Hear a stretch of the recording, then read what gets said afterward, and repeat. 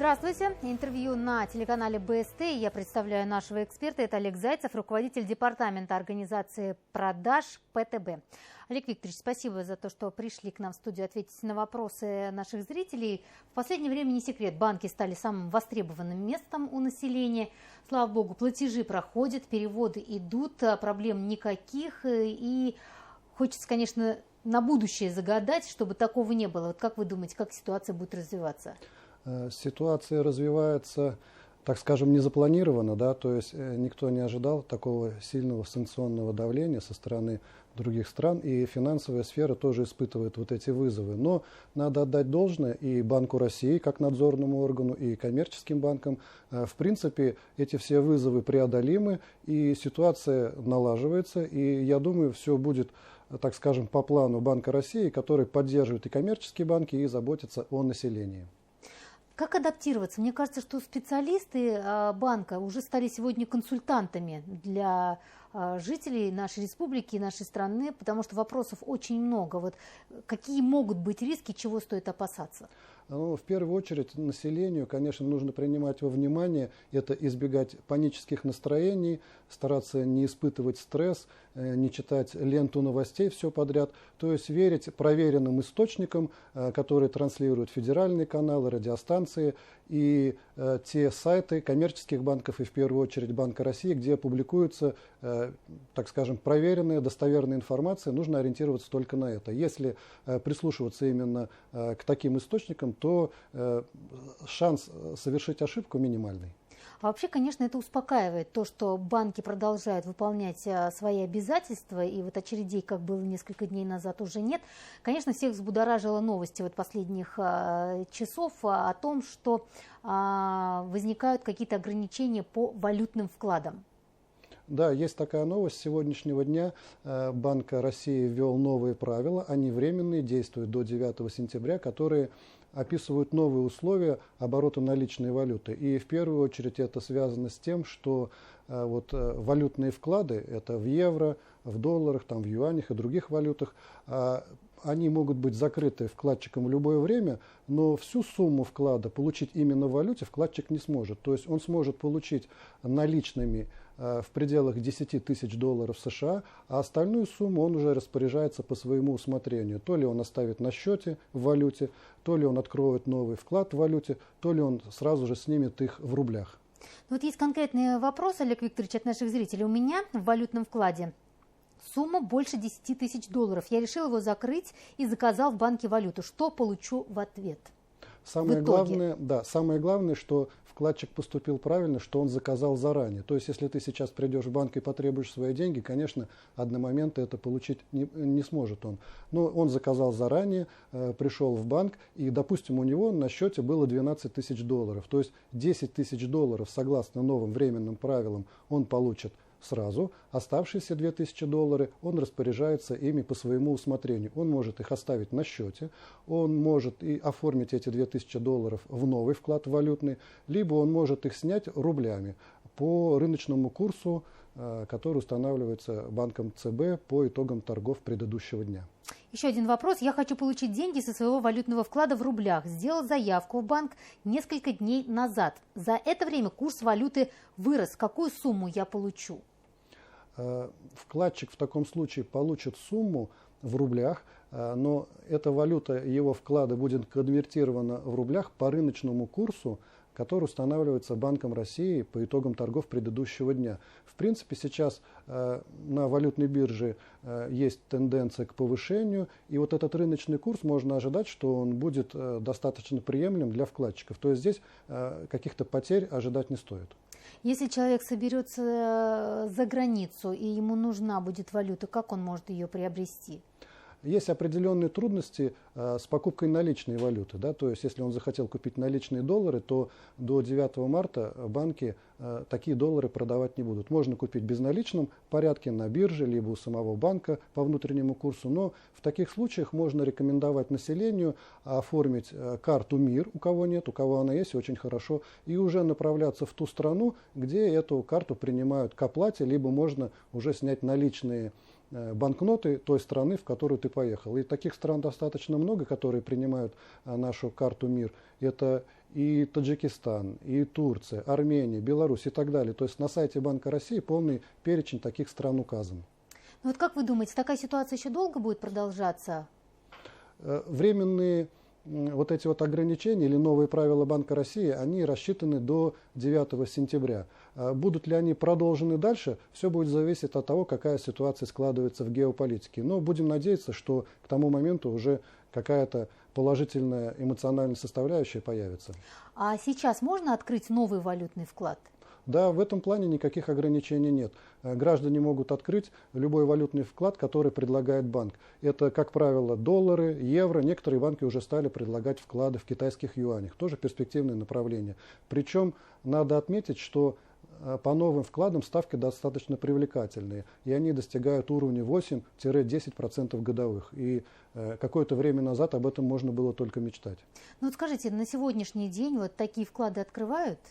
Я заметил, что в основном люди ведь пользуются у нас в стране рублями, и наличные доллары вот в обиходе, они практически не нужны. Это наличные доллары или евро чаще всего являются средством сбережения. Поэтому в первую очередь люди, конечно, расходуют рубли, а валюта, она, как правило, хранится во вкладе. Поэтому большинство клиентов стараются переоформить вклад на новых, более выгодных условиях, где повышенные ставки по вкладам. Но я хочу сразу предупредить, что вот эти новые правила, которые разработал Банк России и будут действовать в ближайшие 6 месяцев, они говорят о том, что если гражданин открыл новый вклад, то он до 9 сентября не сможет по этому вкладу получить именно наличную валюту. Он сможет конвертировать эту валюту в рубли, то есть он сможет закрыть вклад в любой момент, но получит именно рублями. Это нужно принимать во внимание при открытии новых валютных вкладов. Вот еще один вопрос. У меня валюта в банковской ячейке. Могу ли я забрать всю сумму или только 10 тысяч? Вот по банковским ячейкам ситуация такая, что банк, где находится эта ячейка, его не интересует содержимое этой ячейки, если не было какой-то описи. Поэтому там находится 10 тысяч или 20, никого это не волнует. Вкладчик или, там, скажем, тот, кто разместил в этой ячейке свои средства, какие-то денежные средства или вещи, он может получить в любой момент без каких-либо ограничений. Еще один вопрос. Банк не выдал мне валюту, хотя запрошено было ровно 10 тысяч долларов со своего вклада, сославшись на то, что ему нужно несколько дней, чтобы доставить валюту. Вот банк имеет право так поступать? По тем вкладам, которые были оформлены до сегодняшнего дня, никаких проблем нет. 10 тысяч долларов будут выплачены по требованию вкладчика в любом случае. Просто одномоментно это сделать банки не всегда могут, и сейчас это связано с какой-то затруднительной логистикой. Да? Нужно эти денежные средства доставить из хранилища в центральный офис банка, развести инкассаторами по отделениям. Если отделение находится в другом городе или районе, это происходит не сразу. Поэтому нужно отнестись к этому с пониманием и там 3-5, ну может быть 7 дней подождать, и средства будут выплачены без проблем. Ну как вы думаете, до 9 сентября могут еще какие-то изменения вводиться?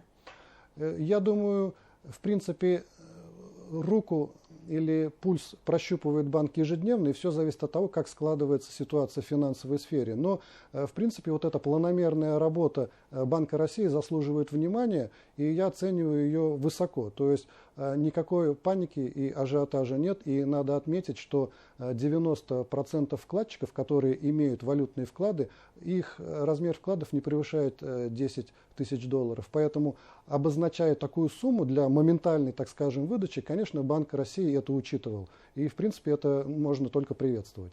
Вообще хочется отметить, как быстро сработали наши банки в том плане, что такое ощущение, как будто все было готово. И вопросов много, конечно, но на все есть четкие и ясные ответы. И мне кажется, в наших банках по поводу валютных вкладов очередей нет. Вот за это время, как формировалась наша банковская система, Банк России предпринимал значительные меры по ее укреплению и проводил постоянное стресс-тестирование, то есть, так скажем, учение на бумаге, к чему может привести изменение в финансовой сфере в том или ином случае. И вот эти вот тренировки, которые проводились, так скажем, заранее, они как раз помогают нам справиться в текущей ситуации. Олег Викторович, вы как специалист, как обычный человек, гражданин, вот как бы вы поступили, если перед вами стоял бы выбор, рублевый вклад или валютный? Я всегда выступаю за диверсификацию. То есть, если у гражданина уже был открыт валютный вклад и его срок подходит к концу, конечно, и ему не нужны, например, в настоящий момент наличные средства, конечно, лучше всего переоформить по высоким ставкам, которые сейчас банки предлагают. Я думаю, через месяц-другой таких ставок по валюте уже может и не быть.